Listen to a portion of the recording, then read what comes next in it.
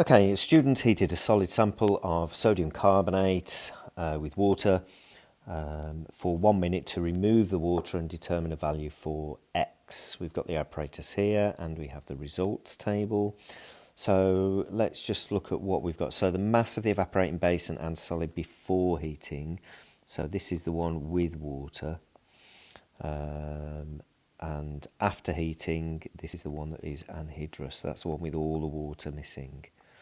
So the difference between these two here is going to be my mass of water, and the difference between these two here is going to be the mass of my carbonate, so Na2CO3. So use the table to calculate a value for X. Give your answer to 2 decimal places. So I'm going to write myself 2 decimal places down here just to make sure I don't mess up after getting the calculation correct. So let's start with Na2CO3. So 24.92 minus 24.35 is 0.57 grams. And then with the water, so 25.47 minus 24.92 is 0.55 grams.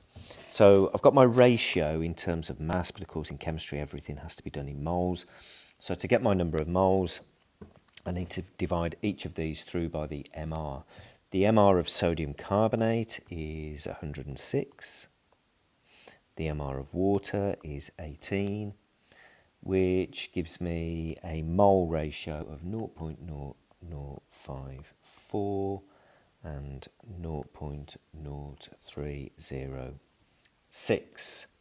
So 1 mark for getting the correct masses, 1 mark for dividing by the MR, 1 mark for getting the mole ratio. So the next thing here I need to do is divide through by the smallest. So divide each side by 0.0054. And that gives me a whole number ratio of 1 to 5.682. So the value of X then, which is down here, what I need to do now is make sure that I've got this to 2 decimal places. So I'm going to this point here. This is below 5, so X is 5.68 to 2 decimal places. Okay, the correct value is 10. So we've clearly got way less than 10, which means when we did our experiment, we haven't driven off all of the water. Okay. If it was greater than 10, you would suggest that maybe the compound decomposed slightly, but it's not. It's less than 10, so we haven't driven off all the water.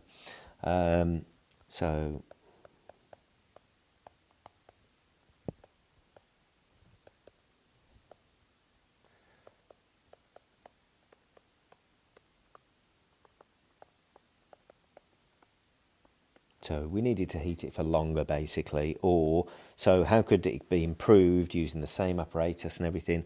So we'd heat it and weigh it and heat it and weigh it and heat it and weigh it, and we'd heat it until we get a constant mass. That way we know that all the water has been driven on. So the justification, to be sure